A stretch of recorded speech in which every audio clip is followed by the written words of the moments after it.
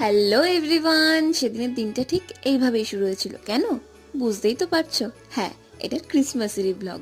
সবাইকে merry Christmas, বড়দিনের অনেক অনেক শুভেচ্ছা। হ্যাঁ জানি শুভেচ্ছাটা দুদিন লেটে দিচ্ছি, কিন্তু একটু ম্যানেজ করে নিও প্লিজ।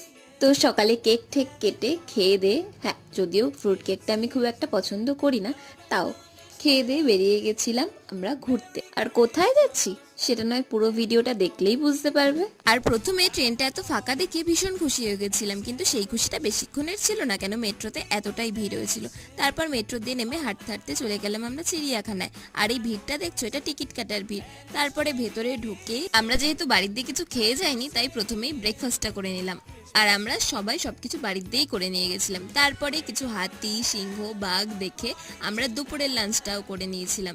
আর 1 মিনিটের ভিডিওতে তো পুরোটা দেখানো সম্ভব না, তাই বাকিটা পরের পার্টে শেয়ার করবো। ভিডিওটা ভালো লাগলে একটা লাইক করে দিও, চ্যানেলটাকে একটা সাবস্ক্রাইব করে দিও। বাই।